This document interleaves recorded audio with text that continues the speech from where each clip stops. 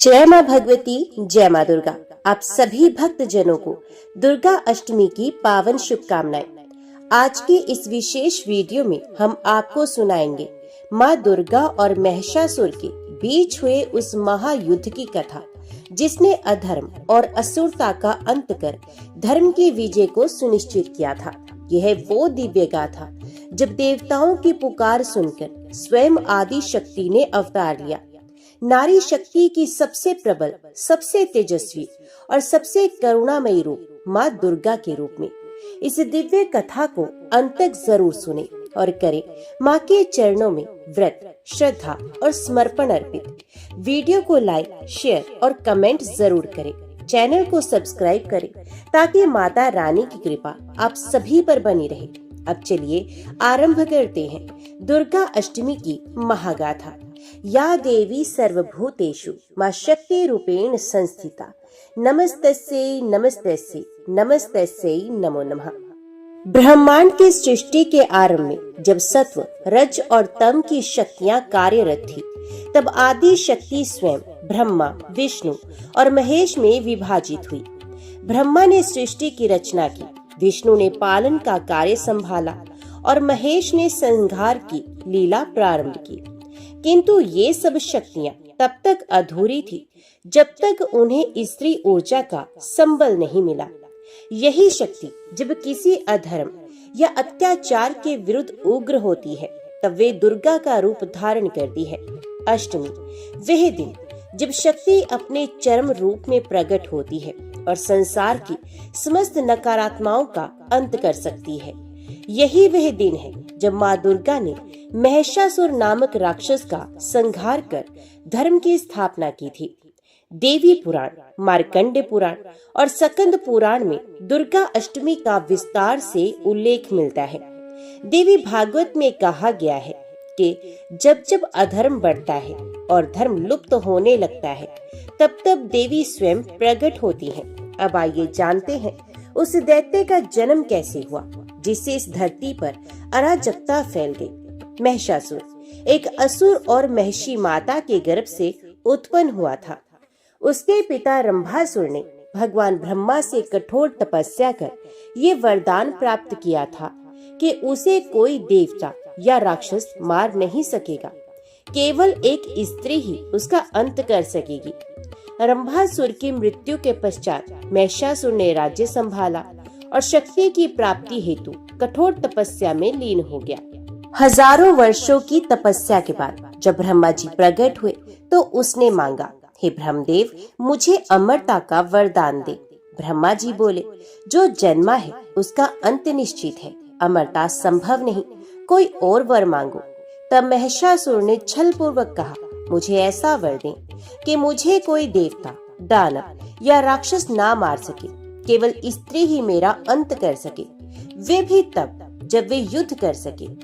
ब्रह्मा जी ने तथास्तु कहा और यहीं से प्रारंभ हुआ उसके आतंक का युग। महिषासुर अब असुरों का राजा बन चुका था। उसके पास अपार बल, तेज और मायावी शक्तियां थी। ब्रह्मा से वरदान पाकर वे अहंकार में चूर हो गया। उसने तीनों लोकों पर आधिपत्य जमाने की ठान ली। सबसे पहले उसका क्रोध देवताओं पर टूटा। महिषासुर ने अपने विशाल असुर सैन्य दल के साथ स्वर्ग पर आक्रमण कर दिया। इंद्रदेव, वरुण देव, अग्निदेव, वायु, यम, कुबेर और अन्य सभी देवता उसकी सेना के आगे टिक न सके। महिषासुर के पास आकार बदलने की शक्ति थी। वे कभी भैंस बन जाता, कभी राक्षस, कभी हाथी तो कभी सिंह। इंद्र ने वज्र चलाया, अग्नि ने ज्वालाएं छोड़ी, लेकिन सब व्यर्थ। महिषासुर ने देवराज इंद्र के सिंहासन को छीन लिया और स्वर्ग पर अधिकार कर लिया। देवताओं को परास्त कर वे ऋषियों और मुनियों पर अत्याचार करने लगा। यज्ञ विध्वंस, वेदों की चोरी, साधना विघ्न, स्त्रियों का अपमान, महिषासुर का आतंक दिन प्रतिदिन बढ़ता ही जा रहा था। देवताओं ने ब्रह्मा, विष्णु और महेश्वर से शरण मांगी। इंद्र बोले, हे त्रिदेव, आपने महिषासुर को जो वरदान दिया है वह अब समस्त ब्रह्मांड के लिए संकट बन गया है। कोई देवता, दानव या राक्षस उसे पराजित नहीं कर सकता। उसका अंत अब केवल एक स्त्री ही कर सकती है, वे भी अत्यंत शक्तिशाली और युद्ध कला में निपुण हो। कृपया कोई उपाय करे। ब्रह्मा, विष्णु और महेश गंभीर हो गए। उन्हें महिषासुर की चुनौती का समाधान केवल एक ही रूप में दिखा, शक्ति अर्थात आदि शक्ति। तब त्रिदेवों ने एक साथ अपनी शक्ति को केंद्रित किया। सभी देवताओं ने भी अपने तेज का अंश उस एक बिंदु में समर्पित कर दिया। उस तेज से जन्म हुआ एक दिव्य नारी शक्ति का, जिसे समस्त ब्रह्मांड आज माँ दुर्गा के रूप में जानता है। जब ब्रह्मा, विष्णु और महेश ने अपनी अपनी शक्तियों को एक कर बिंदु में समर्पित किया, तब वही तेज आकाश को चीरता हुआ प्रकाशित होने लगा। चारों दिशाओं में एक दिव्य प्रकाश फैला। सभी देवताओं ने भी अपनी अपनी शक्तियों का अंश उस तेज में समर्पित किया। उस दिव्य प्रकाश से जन्म हुआ माँ दुर्गा, जिनका तेज सूर्य से सहस्रों गुना अधिक था। उनका रूप, सौंदर्य और शौर्य का अद्भुत संगम था। उनके 18 भुजाएं थी और प्रत्येक हाथ में एक दिव्य आयुध। उनके चेहरे की आभा चंद्रमा के समान शीतल थी। उनकी आंखें अग्नि के समान प्रज्वलित थीं। उनके चरणों में संसार की समस्त देवियां नतमस्तक थीं। उनके शस्त्रों में ब्रह्मा का कमंडल, विष्णु का चक्र, शिव का त्रिशूल, इंद्र का वज्र, यम का गदा, कुबेर का धनुष, वायु का खड्ग और अग्नि की ज्वाला थी। माँ दुर्गा को एक विशाल सिंह पर आरूढ़ किया गया। जैसे ही माँ ने सिंह पर बैठकर सिंहनाद किया, तीनों लोकों में गूंज उठी एक चेतावनी, हे महिषासुर, अब तेरे अंत का समय निकट है। देवताओं ने हाथ जोड़कर स्तुति की, या देवी सर्वभूतेषु माँ शक्ति रूपेण संस्थिता, नमस्तस्यै नमस्तस्यै नमस्तस्यै नमो नमः। उनकी स्तुति से प्रसन्न होकर माता रानी ने कहा, हे देवगण, आप चिंता न करो, मैं स्वयं महिषासुर का वध करूंगी। धर्म की स्थापना और अधर्म के नाश के लिए ही मेरा ये रूप प्रकट हुआ है। अब सभी देवता हर्षित थे। उन्होंने देवी को नमस्कार किया और उनका आशीर्वाद लेकर लौट गए। स्वर्ग की सीमा पर देवी ने डेरा डाल दिया और महिषासुर को युद्ध के लिए ललकार भेज दी। जैसे ही माँ दुर्गा ने सिंह पर सवार होकर स्वर्ग की सीमा पर डेरा डाला, उनके तेज से आकाश कांप उठा। आकाशवाणी होने लगी, अधर्म का अंत निकट है, शक्ति का अवतार हो चुका है। जब महिषासुर को ज्ञात हुआ कि एक स्त्री युद्ध के लिए उसे ललकार रही है, तो वह पहले हंसा। उसके मंत्री बोले, महाराज, वह तो एक स्त्री है, उसके सामने क्यों जाएं? आप अनुमति दें, हम उसे अभी पराजित करके ले आते हैं। महिषासुर ने अपनी विशाल सेना के प्रमुख असुर सेनापति चिक्षुर, चामर, दुर्मुख, रक्तबीज, महाहनु, अंधक, वाशकल और कई मायावी राक्षसों को भेजा। देवी शांत थी, वे युद्ध की रेखा के पार खड़ी थी, पर जैसे ही असुरों ने उनकी सीमा पार की, देवी का रूप विकराल हो गया। उनकी आंखें ज्वाला समान प्रज्वलित हुई और उन्होंने पहला अस्त्र चलाया, त्रिशूल। त्रिशूल से चिक्षुर का अंत हुआ, चक्र से चामर के 2 टुकड़े हो गए, गदा से अंधक की छाती फट गई, धनुष से निकला अग्निबाण वाशकल को भस्म कर गया। सिंह गर्जा और उसने असुरों की सेना में हड़कंप मचा दिया। आकाश से देवता पुष्प वर्षा करने लगे। माँ का ध्वज स्वर्ग के ऊंचे गगन में लहराने लगा। यह कोई सामान्य युद्ध नहीं था, ये धर्म और अधर्म के बीच महासंग्राम था। जैसे ही असुर सेना के प्रमुख मारे गए, महिषासुर को क्रोध आ गया। उसने स्वयं युद्ध भूमि में आने की ठानी। उसने अपना रूप बदला। वे कभी भैंस, कभी सिंह, कभी मनुष्य और कभी हाथी बन रहा था। माँ दुर्गा अब मुस्कुरा रही थी। उन्हें ये संकल्प पूर्ण करना था, तो देवी ने कहा, हे महिषासुर, तेरा अंत निश्चित है। तू चाहे जितने भी रूप धारण कर ले, मेरी शक्ति तुझसे अधिक है। प्रथम दिन, युद्ध का पहला दिन था। महिषासुर ने अपने 10,000 सैनिकों की सेना भेजी, जो जल, थल और आकाश से हमला कर सकती थी। माँ दुर्गा ने शिव के त्रिशूल से आकाश में शत्रुओं के विमान गिराए, विष्णु के चक्र से धरती पर दौड़ते रथों को काट डाला और अग्नि के धनुष से अग्नि बाणों की वर्षा की। देवताओं ने ऊपर से देखा और जय जयकार की, जय माँ भगवती, जय माँ दुर्गा।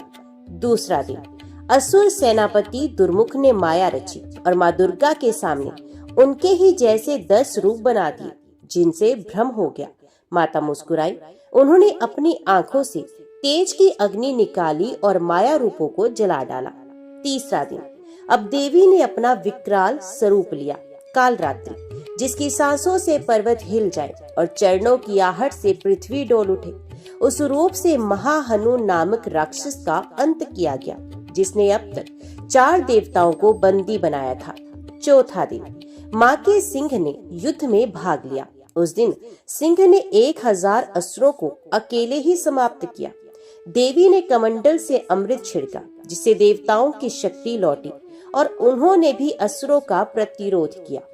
5वां और छठा दिन, पंचमी को देवी कात्यायनी बनी, पूर्ण शुद्ध शक्ति। षष्ठी को सकंद माता, रक्षण और पोषण का रूप। इन दिनों में उन्होंने एक एक करके महिषासुर के सभी सेनापतियों का संहार कर दिया। 7वां दिन, माँ के सिंहनाद से आकाश गूंज उठा। ये काल चक्र की पुकार थी। देवताओं ने आकाश से शंखनाद किया। अब अधर्म के दिन समाप्त होने को हैं। 8वां दिन, अष्टमी का दिन, माँ के माथे से एक तेज पुंज निकला और उससे जन्मी चामुंडा देवी, जिन्होंने असुरों की उपसेनाओं को समाप्त किया। देवी ने तलवार से एक ही वार में चंड और मुंड का सर काट दिया। 9वीं का दिन, अब केवल एक ही युद्ध शेष था, महिषासुर और माता दुर्गा का। आकाश शांत था, परंतु वातावरण में अदृश्य कंपन कर रहा था। माँ दुर्गा सिंह पर आरूढ़ थी। उनकी आंखों से ज्वाला निकल रही थी और हाथों में शस्त्र झिलमिला रहे थे। माँ ने कहा, आज धर्म और अधर्म के बीच निर्णायक युद्ध होगा। हे महिषासुर, सामने आओ। महिषासुर युद्ध भूमि में प्रकट हुआ। उसके विशाल शरीर पर कवच थे, आंखें लाल अंगारों की तरह थी। वे हंसा और बोला, हे नारी, तू क्या मुझे युद्ध में हरा सकेगी? तेरे जैसे असंख्य देवों को मैंने परास्त किया है। माँ दुर्गा शांत स्वर में बोली, तेरा विनाश तेरे अहंकार से ही होगा। तू नहीं जानता कि मैं कौन हूँ। महिषासुर ने युद्ध की शुरुआत की। पहले वे भैंसा बना और उग्रता से दौड़ा, फिर सिंह बनकर पंजों से हमला किया, फिर हाथी, जो देवी को सूंड में लपेटकर फेंकना चाहता था। माँ दुर्गा हर रूप का सामना करती रही। त्रिशूल से भैंस रूप पर प्रहार किया, चक्र से सिंह रूप की गर्दन पर वार किया, गदा से हाथी रूप की सूंड तोड़ दी। महिषासुर ने फिर से अपना मूल रूप लिया, अर्धमानव अर्ध भैंसा। माँ ने अपना विशाल रूप लिया। 10 दिशाएं गूंज उठी। उन्होंने सिंह पर चढ़कर महिषासुर की छाती में त्रिशूल घोंप दिया और एक ही क्षण में उसका अंत कर दिया। आकाशवाणी हुई, सत्य की जय हुई है, शक्ति की विजय हुई है। देवताओं ने आकाश से पुष्प वर्षा की। इंद्र, ब्रह्मा, विष्णु, शिव सभी माँ दुर्गा को प्रणाम कर और उनसे कहने लगे, हे माँ, आपने सृष्टि की रक्षा की, हमें पुनः स्वर्ग दिलाया है। हम आपके चरणों में नतमस्तक हैं। माँ ने कहा, जो भक्त दुर्गा अष्टमी के दिन मेरा व्रत, पूजन और कथा श्रवण करेगा, उसके सभी पाप नष्ट हो जाएंगे और उसे मेरी कृपा सदैव प्राप्त होती रहेगी। महिषासुर पर विजय प्राप्त करने के उपलक्ष्य में देवी दुर्गा की पूजा का विशेष पर्व दुर्गा अष्टमी कहलाता है। ये नवरात्रि के 8वें दिन मनाया जाता है, जब देवी दुर्गा का रौद्र और करुणा में दोनों रूपों की पूजा होती है। इस दिन भक्त महिषासुर मर्दिनी के रूप में माँ को नमन करते हैं। शास्त्रों में कहा गया है, दुर्गा अष्टमी का व्रत रखने से जीवन की बाधाएं समाप्त होती हैं, पापों का क्षय होता है और जीवन में शक्ति व समृद्धि का आगमन होता है। अभी हम आपको सुनाने जा रहे हैं एक प्राचीन लोक गाथा, जिसमें माँ दुर्गा ने एक गांव को राक्षसी उत्पात से बचाया और अपने भक्त को जीवन दान दिया। ये कहानी है श्रद्धा, भक्ति और शक्ति की। चलिए आरंभ करते हैं माँ दुर्गा की प्राचीन लोक कथा। बहुत समय पहले की बात है।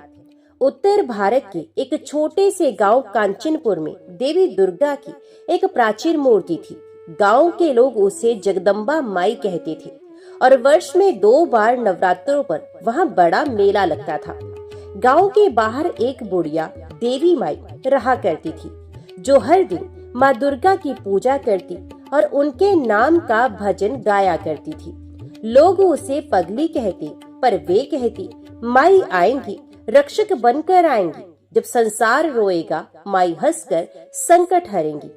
उसी समय जंगलों में रक्तासुर नाम का एक राक्षस उत्पात मचा रहा था। कहा जाता था कि वे महिषासुर का वंशज है, जो फिर से माँ दुर्गा को चुनौती देना चाहता था। रक्तासुर की एक शर्त थी, जो भी माँ दुर्गा को पुकारेगा वे मारा जाएगा। गांव भयभीत था, मंदिर वीरान हो गया, पर देवी बाई हर रात दीप जलाकर भजन करती और कहती, रक्तासुर चाहे जितना भी बलवान हो, जब दुर्गा जागेंगी सब संकट मिट जाएगा।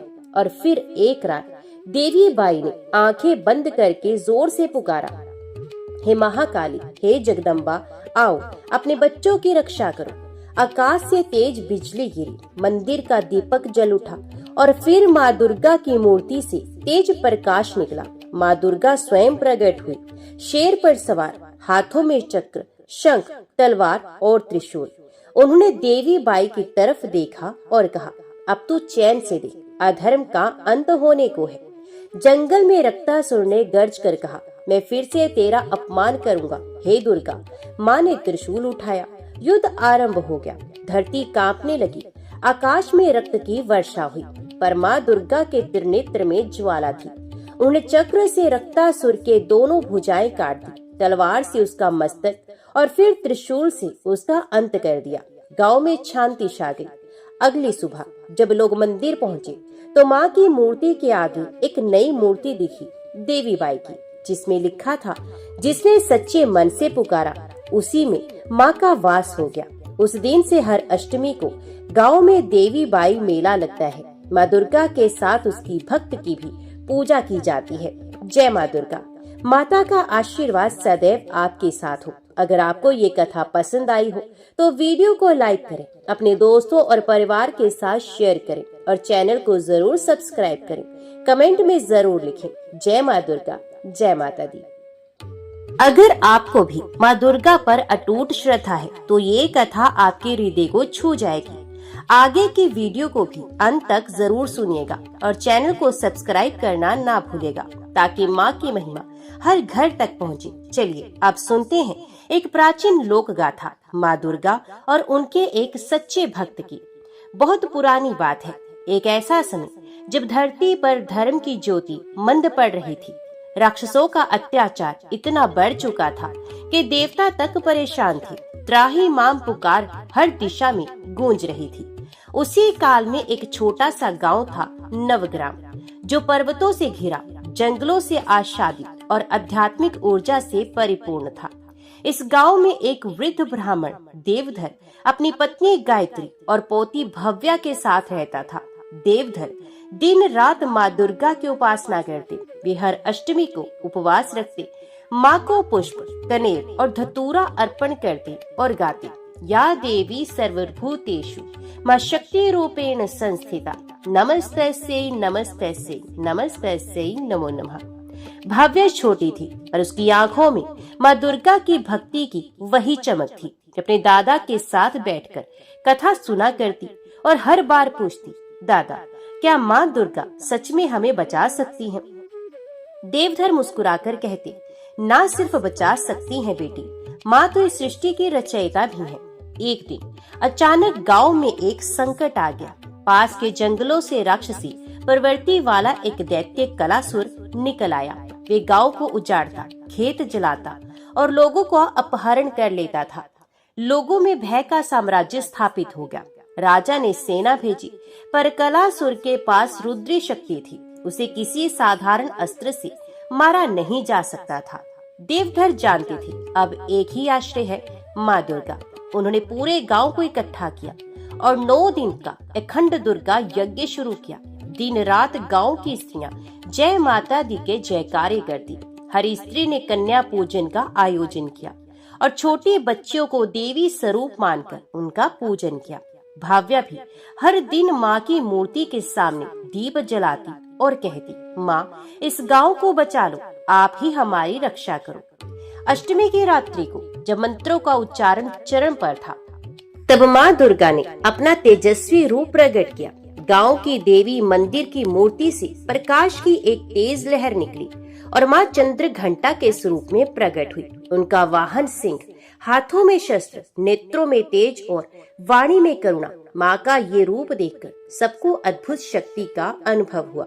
माँ ने कहा, जब मेरे भक्त मुझे पुकारते हैं, मैं उनके लिए प्रकट होती हूँ। आज मैं नवग्राम की रक्षा करूंगी। कलासुर ने जब माँ को देखा, वे हंसने लगा। क्या एक स्त्री मुझे रोक पाएगी? उसने व्यंग किया। माँ दुर्गा मुस्कुराई। जिस शक्ति से तू जन्मा है, उसी शक्ति का मैं मूल हूँ। आज तेरा अंत निश्चित है। युद्ध आरंभ हुआ। माँ ने सिंह पर सवार होकर धनुष चलाया, त्रिशूल फेंका और अपने शब्दों से दैत्य की शक्ति को नष्ट कर दिया। अंततः एक भीषण गर्जना के साथ माँ ने त्रिशूल से कलासुर का वध कर दिया। पूरा आकाश जय माता दी के जय घोष से गूंज उठा। अगली सुबह जब लोग जागे तो गांव में फिर से हरियाली, प्रसन्नता और उल्लास फैल चुका था। मंदिर के गर्भगृह में माँ की मूर्ति मुस्कुरा रही थी। देवधर ने कहा, आज हमने प्रत्यक्ष देखा कि माँ अपने भक्तों की रक्षा कैसे करती हैं। भव्या माँ की मूर्ति के आगे हाथ जोड़कर बोली, माँ, मैं भी बड़ी होकर आपकी जैसी शक्ति बनूंगी जो सबकी रक्षा करे। उस दिन से हर अष्टमी को नवग्राम में भव्य दुर्गा पूजन होने लगा और गांव की कन्याएं माँ के समान शक्ति और तेज की प्रतीक मानी जाने लगी। अगर आपको भी ये कथा पसंद आई हो तो कृपया वीडियो को लाइक करना ना भूलें, शेयर करें और हमारे चैनल को सब्सक्राइब करना ना भूलें। माँ दुर्गा की कृपा आप सभी पर बनी रहे। जय माँ दुर्गा, जय माँ भगवती। आइए अब सुनते हैं एक ऐसी अद्भुत लोक कथा जिसमें माँ दुर्गा ने न केवल अधर्म का नाश किया बल्कि अपने एक सच्चे भक्त को जीवन दान देकर ये सिद्ध किया कि सच्चे मन से की गई प्रार्थना कभी व्यर्थ नहीं जाती। ये कथा है एक वीर ग्रामीण और माँ दुर्गा की कृपा की। वीडियो पसंद आए तो लाइक करें, शेयर करें और चैनल को जरूर सब्सक्राइब करें। बहुत पुराने समय की बात है। उत्तर भारत के एक सघन वन से घिरे गांव शिवपुर में धीरज नामक एक निर्धन परंतु अत्यंत भक्तिपूर्ण युवक रहता था। उसके माता पिता नहीं थे और वे पशुओं को चराकर तथा लोगों के खेतों में काम कर अपनी आजीविका चलाता था। धीरज का सबसे बड़ा सहारा थी माँ दुर्गा, जिन्हें वे अपनी जननी मानता था। धीरज प्रतिदिन नदी किनारे बने एक छोटे से दुर्गा मंदिर में जाकर माँ की पूजा करता, वहीं बैठकर घंटों भजन गाता और माँ से बातें करता जैसे कोई बेटा अपनी माँ से करता है। एक बार शिवपुर गांव में एक भयंकर संकट आ गया। जंगलों से एक राक्षस उत्पन्न हुआ। नाम था महिषासुर। वे आधा मानव और आधा भैंसा था। शक्तिशाली, क्रूर और अहंकारी। उसने कई गांवों को लूटा, किसानों की फसलें जला दी और लोगों को अपना दास बना लिया। शिवपुर गांव में भय का वातावरण छा गया। गांव के प्रमुख और पुजारियों ने एकत्रित होकर देवी दुर्गा की आराधना प्रारंभ की, परंतु किसी को ये आशा नहीं थी कि माँ स्वयं प्रकट होंगी। इधर धीरज दिन रात माँ से विनती कर रहा था, हे माँ, हम तुझसे रक्षा की भीख नहीं मांगते, हम तो बस तुझसे तेरी कृपा दृष्टि चाहते हैं। उस रात धीरज को स्वप्न में माँ दुर्गा के दर्शन हुए। वे सिंह पर सवार थी, हाथों में विविध शस्त्र, नेत्रों में तेज और मुख पर करुणा। माँ ने कहा, धीरज, तू मेरा सच्चा पुत्र है, तुझे ही महिषासुर का अंत करना होगा, मैं तेरे साथ हूँ। सुबह उठते ही धीरज को विश्वास हो गया कि माँ ने उसकी पुकार सुन ली है। गांव के लोग पहले तो उसका उपहास करने लगे, परंतु जब धीरज ने एक प्राचीन गुफा से दिव्य अस्त्र प्राप्त किया जिसे स्वयं माँ ने प्रदान किया था, तब सभी स्तब्ध रह गए। धीरज ने जंगल में जाकर महिषासुर को ललकारा। कई घंटों तक भीषण युद्ध हुआ। महिषासुर ने क्रोधित होकर अपना रूप बदला, कभी सिंह, कभी हाथी, कभी पर्वत, लेकिन हर बार धीरज में एक नई शक्ति उत्पन्न होती रही। अंततः जब महिषासुर ने एक विशालकाय भैंसे का रूप ले लिया और धीरज को कुचलने के लिए दौड़ा, तभी आकाश में माँ दुर्गा का सिंहनाद गूंजा।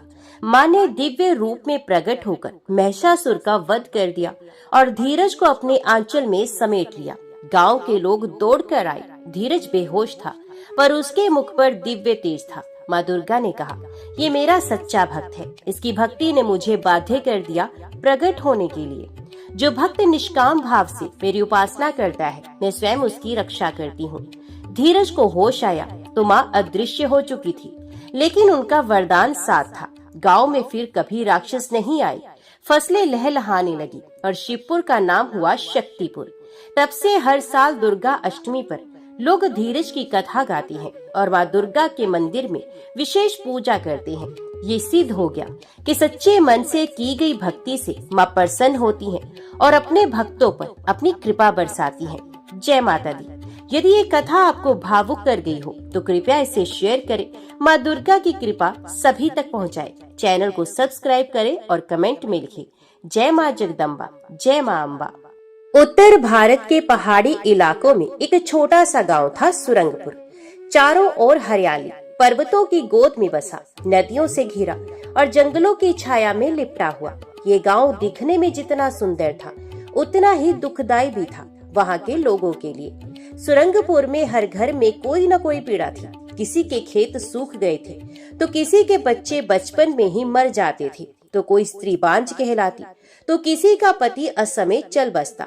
त्योहारों पर भी गांव में सन्नाटा छाया रहता, जैसे हंसी ने वहां आने से इनकार कर दिया हो। इस गांव में स्त्रियां रोज सुबह सूर्य को अर्घ देती, तुलसी में जल डालती और द्वार पर गोबर से चित्र बनाती, लेकिन उनके चेहरों पर ना कोई चमक थी, ना कोई विश्वास। ऐसा लगता था जैसे वे सब किसी अदृश्य भय से बंधी थी। गांव की सबसे बुजुर्ग महिला धर्मवती दादी हमेशा कहती, ये धरती कभी देवी की गोद थी, लेकिन अब माँ दुर्गा हमसे रूठ गई है। कई बुजुर्गों ने तो गांव छोड़ दिया था और कईयों ने अपनी बेटियों को ये कहते हुए पराया कर दिया कि मत आना सुरंगपुर, यहाँ देवी मौन है। इसी गांव में रहती थी रुक्मणी। उम्र करीब 28 वर्ष, रंग सांवला, आंखों में नमी और चेहरे पर स्थायी थकान। वे एक ब्राह्मण परिवार की बहू थी। पति वसुदेव बीमार और काम करने में असमर्थ था।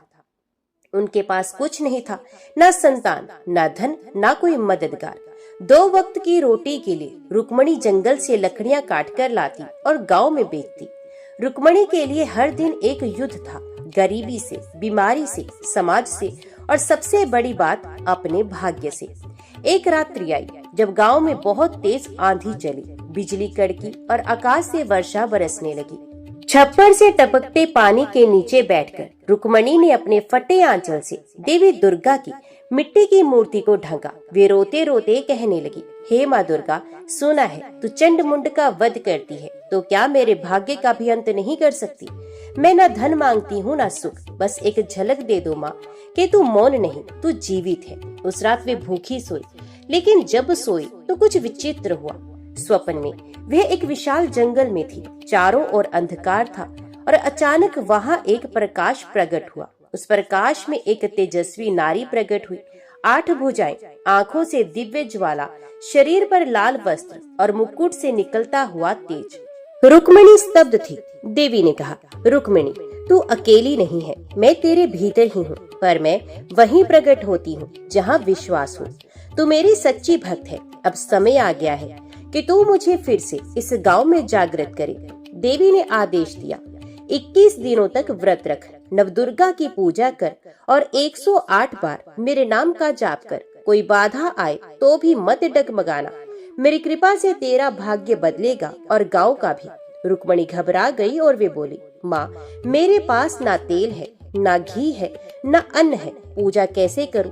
देवी ने मुस्कुराकर कहा, श्रद्धा हो तो फूल भी पर्याप्त है। स्वप्न समाप्त हुआ और रुक्मणी की आंख खुल गई। अगली सुबह जब सूरज की पहली किरणें आई तो रुक्मणी ने अपने पति के पास बैठकर कहा, मैंने माँ को देखा है वसुदेव जी, अब मैं पूजा करूंगी, चाहे भूख से मर जाऊं, लेकिन व्रत नहीं तोड़ूंगी। पति ने उसकी आंखों की चमक देखी और कुछ नहीं कहा, बस आंसू बहा दिए। रुक्मणी ने अपने छोटे से घर में मिट्टी का छोटा सा चौकोर मंदिर बनाया। उसमें माँ शैलपुत्री की एक चित्र छवि रखी, जिसे उसने खुद हाथ से बनाया था। तुलसी से लाए पत्ती, जंगल से लाए फूल और नदी का जल, यही उसकी पूजा सामग्री थी। गांव की स्त्रियां हंस पड़ी, देखो जरा, ये गरीब औरत देवी को मना रही है, खुद के पास रोटी नहीं और पूजा करेगी। लेकिन रुक्मणी ना हिली ना ही डरी। उसने 108 बार माँ दुर्गा का जाप किया। ओम एम हीम क्लीम चामुंडाय विचे। उसके घर के पास खड़ा पीपल का पेड़ एकाएक हिलने लगा और एक छोटी सी धूप बत्ती की लौ अपने आप जल उठी। उस रात वसुदेव को पहली बार बिना खांसी के नींद आई। रुक्मणी ने कुछ नहीं कहा, लेकिन उसकी आंखों में पहली बार उम्मीद की हल्की सी चमक थी। गांव का पीपल धीरे धीरे अपनी पत्तियां हिला रहा था, मानो माँ दुर्गा ने मौन में उत्तर दे दिया हो, मैं जागूंगी। रुक्मणी के भीतर से, हर स्त्री के भीतर से। रुक्मणी की आंखें सुबह जल्दी खुल गई। बाहर अभी अंधेरा था, लेकिन उसका मन भीतर से रोशन हो चुका था। बीती रात जो देखा वो कोई साधारण सपना नहीं था, वो था दिव्य दर्शन, एक आवाहन, एक आज्ञा। वे धीमे से उठी, आंगन में आई। आकाश में टिमटिमाते तारे अब विदा लेने को थी। उसने अपने आंचल से पीपल के पत्तों पर जमी ओस को हटाया और झुककर कहा, माँ मैं तैयार हूँ। भले अन्न न मिले, जल भी ना हो, पर मैं तुम्हारे व्रत में डगमगाऊंगी नहीं।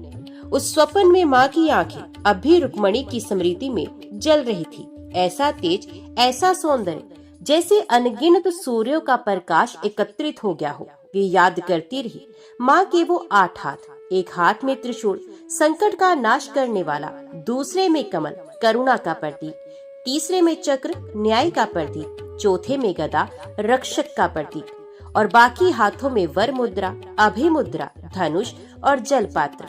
देवी की वाणी अब भी उसके कानों में गूंज रही थी। 21 दिन की साधना कर रुक्मणी, नवदुर्गा की आराधना से तू मुझे प्रसन्न करेगी, मैं तेरे भीतर हूँ।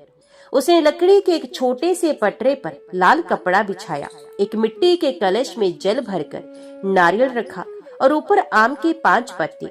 यहीं से शुरू हुई उसकी नवरात्र साधना। हर दिन रुक्मणी एक एक रूप की पूजा करेगी। शैलपुत्री, ब्रह्मचारिणी, चंद्रघंटा, कूष्मांडा, सकंद माता, कात्यायनी, कालरात्रि, महागौरी और सिद्धिदात्री।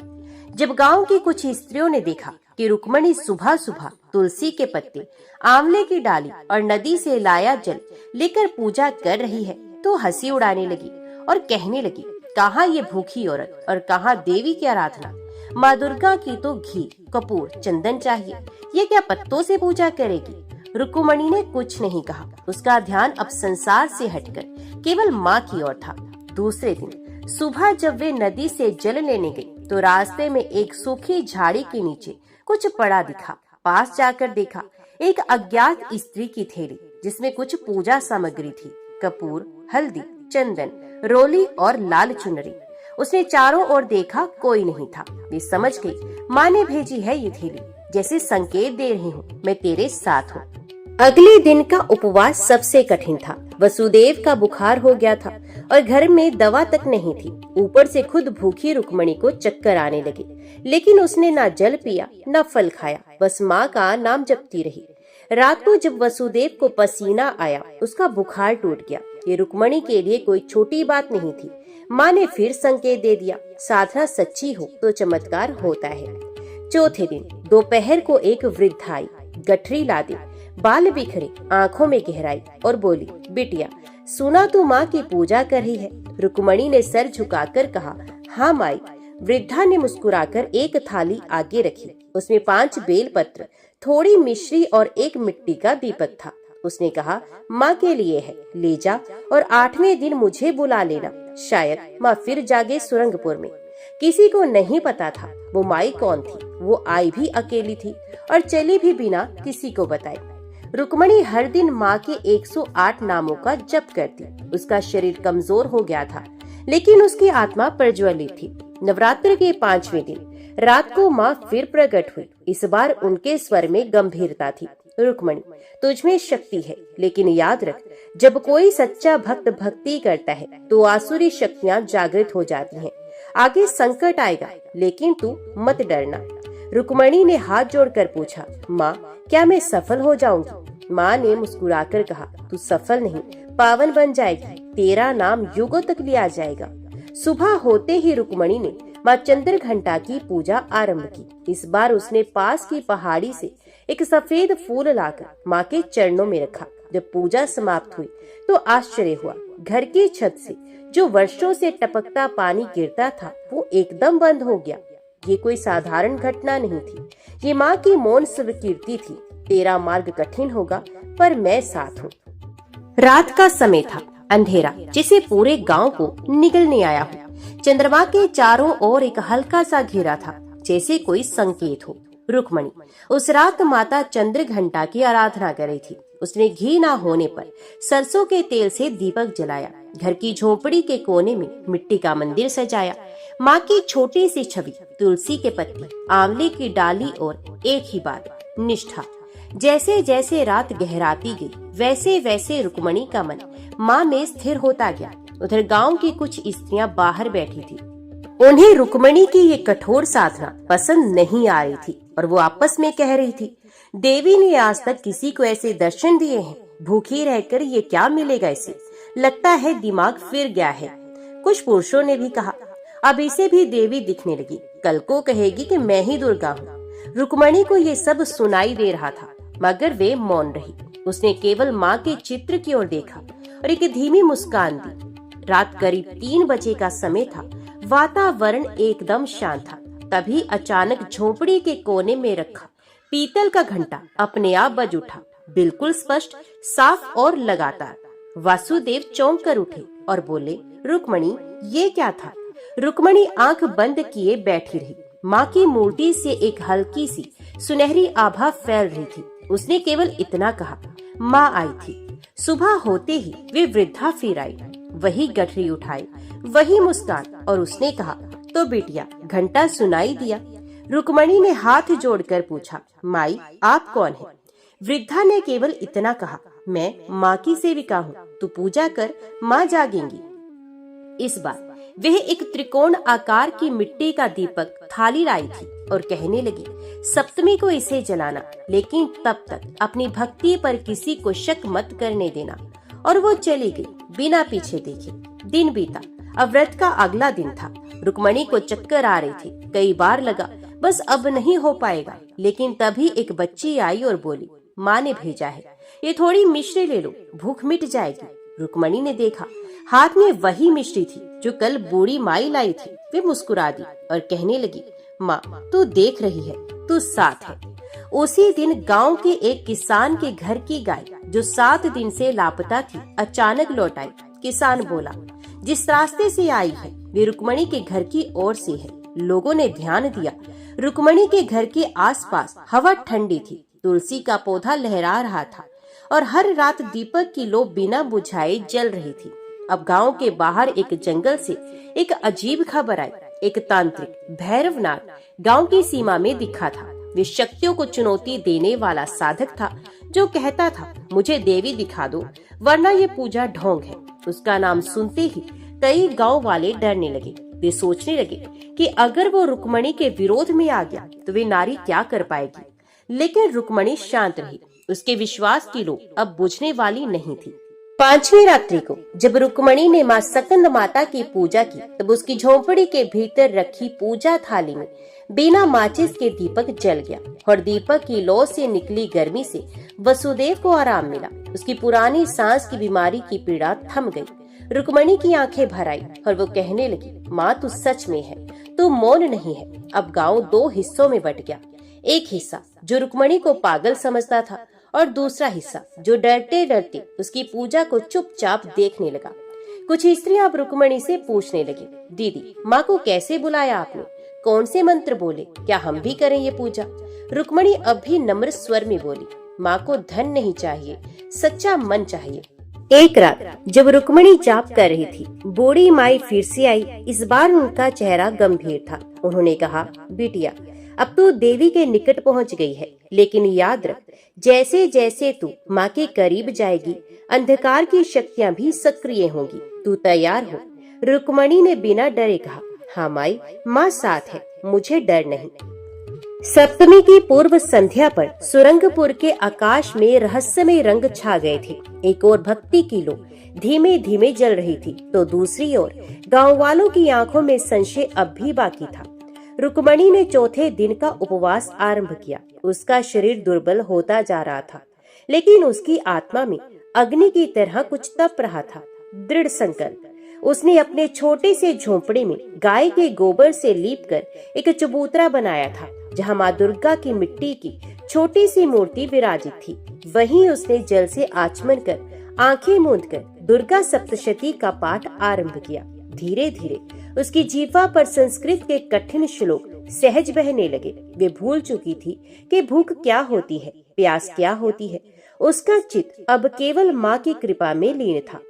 गांव की औरतें उसकी दशा देखकर ठिठोली करती और कहती, अरे ये ब्राह्मणों का पाठ, इस नीची जात की औरत को क्या आता है, कहीं देवी नाराज ना हो जाए, ये अशुद्ध मुंह से नाम ले रही है। तो कुछ पुरुषों ने कहा, यदि देवी को प्रसन्न करना इतना आसान होता तो हम सब क्यों भूखे होते। परंतु रुक्मणी के लिए ये केवल पाठ नहीं था, ये उसकी आत्मा की पुकार थी।